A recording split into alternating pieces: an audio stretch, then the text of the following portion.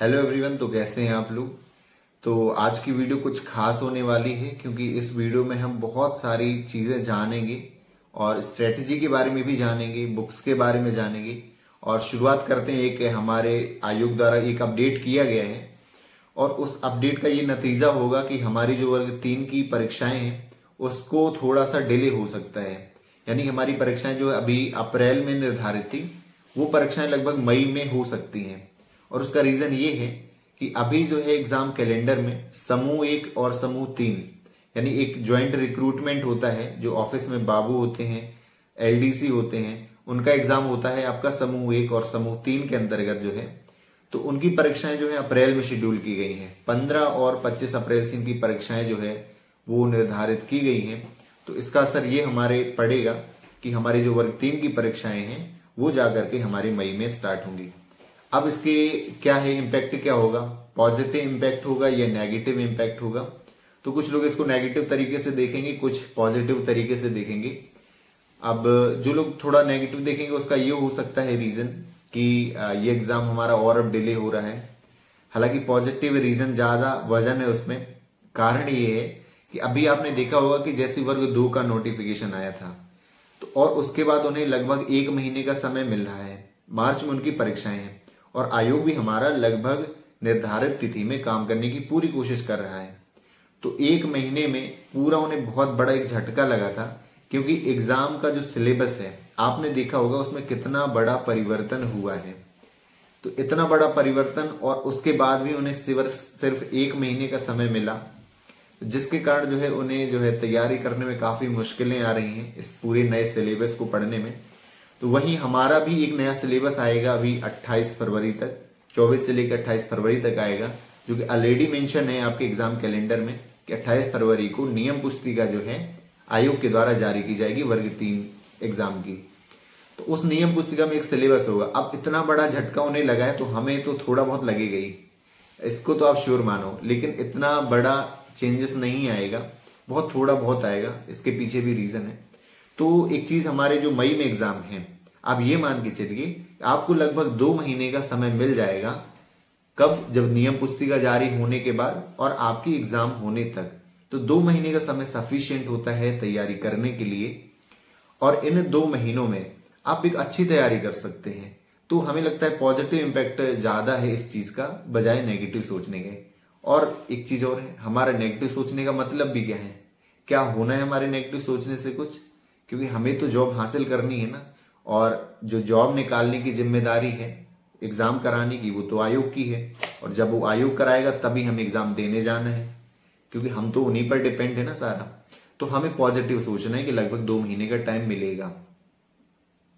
अब बात करते हैं हमने जो पुरानी वीडियो बनाई है स्ट्रेटेजी की। तो एक चीज और है, कुछ लोग सोच रहे होंगे कि जब एग्जाम सिलेबस आएगा तब तैयारी शुरू करेंगे और कुछ लोग अभी से तैयारी कर रहे हैं। कुछ क्या, बहुत सारे लोग तैयारी कर रहे हैं। तो उन लोग से मैं कहना चाहता हूं कि जो आप नहीं तैयारी कर रहे हैं तो क्या आप लोग ये सोच रहे हैं कि बाकी लोग नहीं कर रहे होंगे तैयारी? सब लोग तैयारी कर रहे हैं अपने अपने स्तर पर। कई PYQ लगा रहे हैं, कई ने जो पुरानी बुक्स उठाना शुरू कर दी है, पढ़ना शुरू कर दिया है डीप में, ताकि जो एग्जाम आएगा उनका तो सिलेबस काफी हद तक सेम रहने वाला है। तो उससे जो है उन्हें आगे जो है आसानी रहेगी। तो ये मत मानिए कि जो है लोग तैयारी नहीं कर रहे हैं, सारे लोगों ने तैयारी शुरू कर दी है। तो प्लीज टेक इट सीरियसली कि आप भी तैयारी अपनी स्टार्ट कर दीजिए, जिससे एटलीस्ट जो है एग्जाम में परिवर्तन होगा। तो वो लगभग ऐसा हो सकता है परिवर्तन थोड़ा बहुत, मान के चलिए 150 का एग्जाम है तो 100 का हो सकता है, 20-20 नंबर के मार्क्स आ सकते हैं, 20-20 नंबर के जो है आ सकते हैं सब्जेक्ट हमारे। या कुछ आप यूं मानो कि जैसे यूपी का पेपर है, हमारे केंद्रीय विद्यालय का पेपर है, कि 1-2 सब्जेक्ट उन्होंने ऐड कर रखा है। या हमारे केवी की तरह जो है बाल विकास का पोर्शन बढ़ा सकते हैं। तो ये मान के चलिए कि कोई विषय हटने नहीं वाला है, आपके ये सारे विषय रहेंगे, या तो इंक्लूड होगा या इनका पोर्शन चेंज होगा। तो इसलिए फायदा इसी में है कि हम अभी से तैयारी करें। अब बहुत सारे लोग इसमें बुक लिस्ट की बात कर रहे थे कि बुक लिस्ट में क्या क्या सोर्सेस पढ़ने चाहिए। तो मैंने जो है अपने जो है नॉलेज या मैंने अपने एक्सपीरियंस के अकॉर्डिंग और जो मेरे फ्रेंड्स हैं जिन्होंने बुक्स पढ़ी हैं उसके अकॉर्डिंग बुक लिस्ट की आपके लिए सजेशन दिया था, राइट। लेकिन फिर भी कई लोग जो है बुक लिस्ट मांग रहे हैं उसके बाद भी। तो एक चीज मैं बता दूं, जो मैंने बुक लिस्ट बनाई है, क्या सारे क्वेश्चन उससे ही फंसने वाले हैं? ऐसी कोई भी बुक नहीं है मार्केट में जो ये पूरा 100% दावा कर दे कि उससे ही सारे प्रश्न एग्जाम में आएंगे। तो ये मान के चलिए ऐसी कोई बुक बनी ही नहीं है जिससे सारे प्रश्न एज टू एज आपके एग्जाम में आ जाएंगे। आपका काम में आएगा पुराना एक्सपीरियंस, आपने जो नोट्स बनाए हैं, आपने PYQ में तैयारी की है, साथ साथ में आपने करंट में कौन सी बुक लिस्ट रिसोर्सेज आपने तय किए हैं। और एक और चीज है इसके साथ साथ, जैसे मान के चलिए अभी जो है 10 से 20 हजार जो वैकेंसी निकलेंगी, तो क्या ये 10,000 लोग जो हैं क्या एक ही तरह की बुक पढ़ेंगे? तो ऐसा तो नहीं है कि जैसे या मैंने बता दी कि जो बुक पढ़नी है आपको 7-8 बुक पढ़नी है तो वही सारे बुक पढ़ेंगे। तो ऐसा तो नहीं है, क्योंकि वीडियोस भी सब लोग नहीं देखते हैं। 2-3 हजार लोगों ने देखी होगी और वैकेंसी कितनी आएंगी? 10 से 15,000।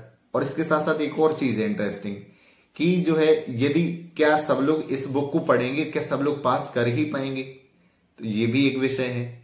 फॉर एग्जाम्पल हम जब अपनी कक्षा में थे, आपको याद होगा टीचर हमें सब लोग एक जैसा पढ़ाते थे, हमारी एग्जाम की बुक एक सी रहती थी, हम एक जैसा नोट्स भी बनाते थे, फिर भी हमारे हर अलग अलग तरह के नंबर आते थे। क्या सब लोग टॉप करते थे? क्या सब लोग पास हो जाते थे? तो ये जो है पर्सन टू पर्सन डिपेंड करता है। तो सही रणनीति ये है अबाउट द रिसोर्सेज सिलेक्शन कि आप जो है सेलेक्ट करें ऐसे रिसोर्स का कि जो आपके लिए एक तो उसमें गलतियां कम हो, और फॉर एग्जांपल यदि आपने पहले से कोई कोचिंग कर रखी है, नोट्स बना रखे हैं, तो उस नोट्स पर आप टिके रहिए, उस नोट्स को आप बार बार रिवाइज करिए, साथ साथ में मॉडल टेस्ट लगाइए, PYQ लगाइए। उससे ही आपका क्या होगा, इंटीग्रेट होती रहेंगी आपकी नॉलेज। यही होगा इन चीजों में। और इसके साथ साथ जो है क्या कर सकते हैं, यदि आपके कोई सब्जेक्ट की बुक नहीं है मान लीजिए, तब आप सर्च करिए मार्केट में, और यदि आपने एक बार तलाश कर ली उस बुक की, एक बार आप उसको पढ़ने लगे, फिर आप पूरे मार्केट में मत देखिए, क्योंकि ये जो पूरा मार्केट है, बुक्स का मार्केट है, यूट्यूब की दुनिया है, भटकाव से पूरी भरी हुई है। यदि आपने एक सेलेक्ट कर ली बुक, तो लगेगा कि यदि मैंने गलत कर ली क्या सेलेक्ट, तब भी आप कोशिश कर रहे हैं, तो यकीन मानो आप बुक ही ढूंढते रह जाओगे। आपके एग्जाम भी पास में आ जाएगा तो भी आप उस समय बुक से ढूंढ रहे होंगे कि अब और क्या ले लें, और क्या ले लें। सही तरीका ये है कि आप एक रिसोर्स तलाश करिए और उसके थ्रू जो है आप उसमें तैयारी करते रहिए, उस पर टिके रहिए, रिवीजन करिए, मॉक टेस्ट लगाइए, तो इंक्लूड होते रहेंगे। अब कुछ लोगों को दिक्कत तो ये आती है कि सारे प्रश्न इंक्लूड नहीं होते हैं। तो एक मैं बता दूं, चाहे आपका हमारा आयोग का एग्जाम हो, हमारा वर्ग 3 का एग्जाम हो, चाहे कोई भी एग्जाम हो, हमेशा उसमें कुछ प्रश्न ऐसी प्रकृति के डाले जाते हैं कि एक तो आपको गूगल में भी ढूंढने नहीं मिलेंगे क्वेश्चन को, और वो क्वेश्चन जो है UPSC के लेवल से भी ऊपर रहते हैं वो प्रश्न, और वही हमें क्या करते हैं, परेशान करते हैं। फॉर एग्जाम्पल यदि 2024 में जो एग्जाम हुए हैं और जो 2022 में एग्जाम हुए हैं, हम PYQ लगाते हैं, तो क्या होता है कि PYQ में हर एक सब्जेक्ट में हमें 2 प्रश्न ऐसे मिल जाते हैं, 2 से 3 प्रश्न, कि जो इतने डीप होते हैं कि हम कल्पना भी नहीं कर सकते हैं तैयारी करने के दौरान कि हमारे एग्जाम में आ सकते हैं। अब क्या होता है, हम उन्हीं प्रश्नों पर टिक के रह जाते हैं। अगली बार जब हम तैयारी करते हैं तो हम उन प्रश्नों पर ज्यादा क्या करते हैं, फोकस करते हैं, और हमारा बाकी सिलेबस एक तरफ हो जाता है। क्योंकि मान लीजिए आपके 5 सब्जेक्ट हैं, 2-2 प्रश्न हर सब्जेक्ट में ऐसे आए जो आपका बहुत टफ लेवल है जिनका, राइट, तो उससे क्या होगा कि आप जो है उस पर फोकस करने लगे उसी पे, तो बाकी आपका सिलेबस क्या हो जाएगा, रह जाएगा। 10 प्रश्न लगभग ऐसे होंगे।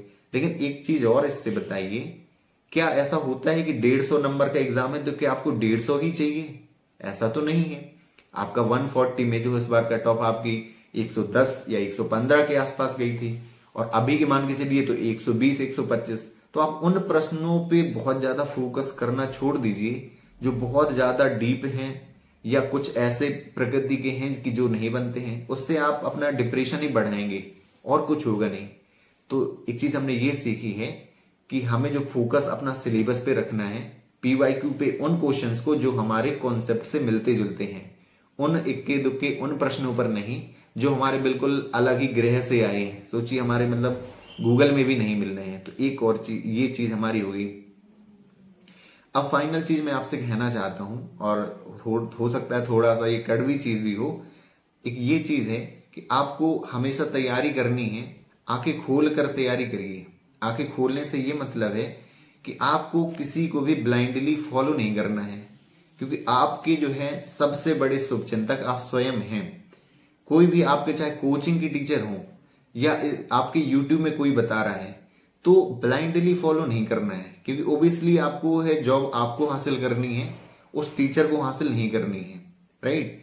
तो यूट्यूब की दुनिया में इतनी सारी चीजें हैं तो आप 100% उस पर बिलीव नहीं कर सकते हैं, राइट। तो आपको आंखें खोल करके, क्योंकि क्या होता है, एक बार यदि मान लीजिए कोई यूट्यूब चैनल है, मेरा ही चैनल है, उस पर भी आप विश्वास मत करिए पूरा आंख बंद करके।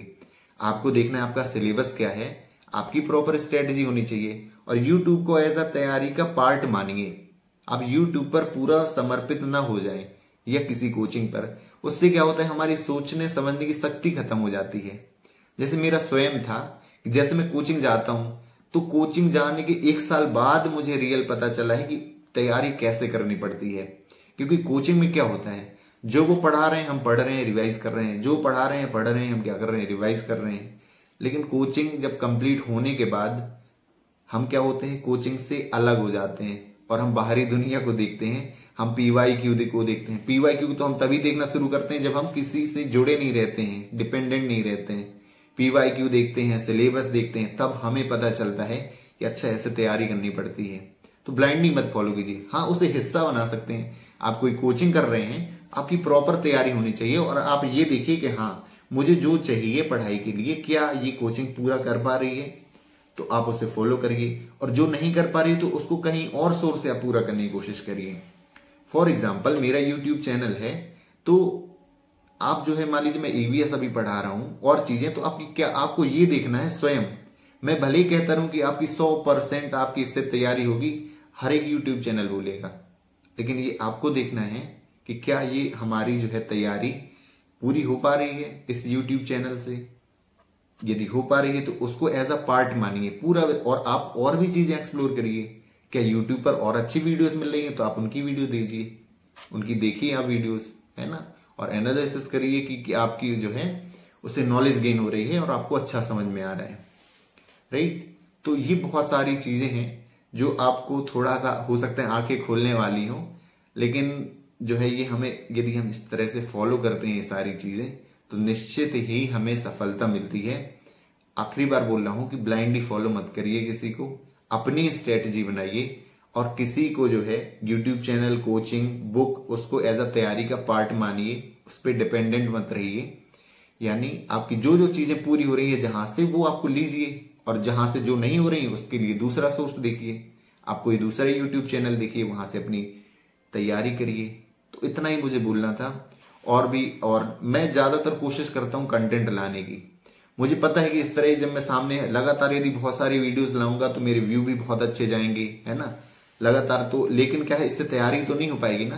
लेकिन बीच बीच में इसलिए जरूरी है ताकि आपको थोड़ा सा अंदाजा लगे कैसे तैयारी करनी है, ये इसका है मोटिव। साथ साथ में हमारे किसी भी चैनल का ये मोटिव है कि हमारा चैनल आगे तक ग्रो करे, है ना। इसलिए मैं कह रहा हूं ना कि ब्लाइंडली फॉलो करने से ये मतलब है हर एक यूट्यूब चैनल, जैसे मैंने भी ये बनाए हैं, क्या मेरा प्राइमरी उद्देश्य है कि हमारे सबको हेल्प करूंगा। मान लीजिए यूट्यूब होता है ऐसा कि उसका कोई फायदा नहीं मिल रहा होता मुझे, या आगे चल के नहीं मिलता, तो क्या मैं ये क्यों पढ़ाता इसमें। क्या मैं पुण्य के काम के लिए पढ़ाता? लेकिन पुण्य के काम करने के लिए और भी तरीके हैं, बहुत सारे तरीके हैं। तो कुल मिला के जो है आप तैयारी का पार्ट मानिए, अच्छे से तैयारी करिए, जहां से जो चीजें मिले उनसे लीजिए और अपनी तैयारी को इतना मजबूत बना के रखें और आप अपने ही सबसे बड़े शुभ चिंतक हैं, ये मान के तैयारी करिए। आपका जो है पूरा 100% साथ कोई नहीं देगा, आप स्वयं देंगे। तैयारी बनाइए, स्ट्रेटजी बनाइए, फुल तैयारी के साथ इस एग्जाम को निकालिए। Thank you so much for watching this video.